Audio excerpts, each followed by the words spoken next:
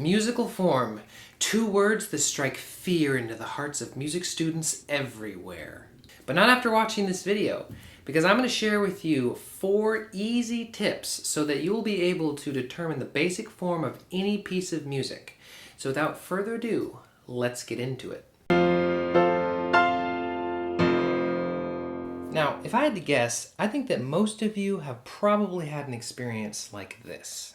All right, Tom, well that was great. Great practicing. Thanks. So if you wouldn't mind sketching out the form of this Beethoven sonata, I'm going to go and grab a cup of coffee real quick. Yeah, Okay, let's see.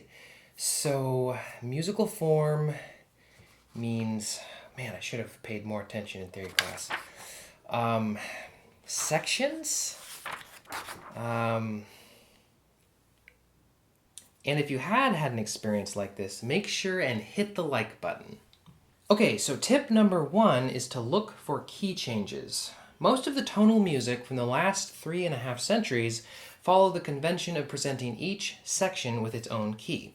Now, in many of the smaller forms, i.e. small binary forms, etc., these key changes come as the addition or subtraction of an accidental more often than an actual change of the key signature.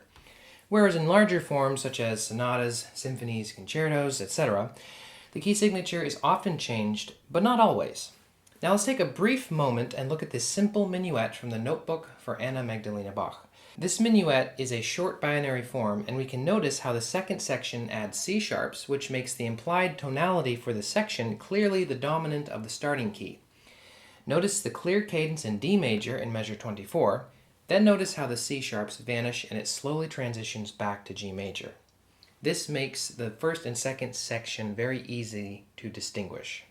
Tip number 2 is to look for repeat signs. Another helpful convention that much of the standard piano repertoire follows is that most of the time large sections are repeated, either with repeat signs or with written out repeats.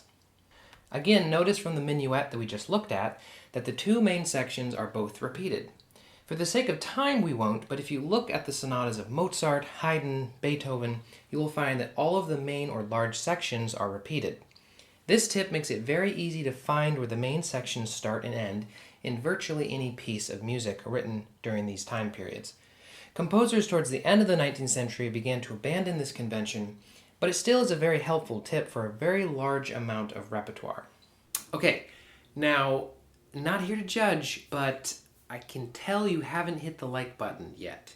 And since you're this far in the video, you obviously like it, so just nudge the button.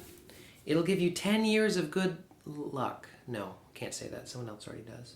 Slap the like button. Nope. Tip number 3 is to look for changes in the texture.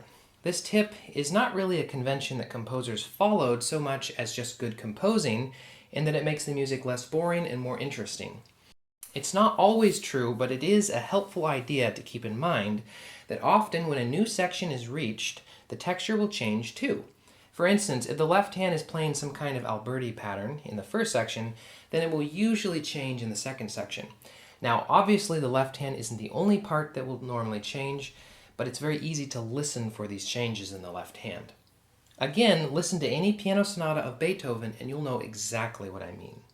Tip number 4 is listen for new material or themes. Again, this is like tip number 3 in that it is more about good composing, but it is also equally as helpful as the first 2 tips. It stands to reason that in a new section there will be a new melody or tune, or in other words, a new theme. This sounds like it's basically the same tip as number 3, but it is important to make a distinction here.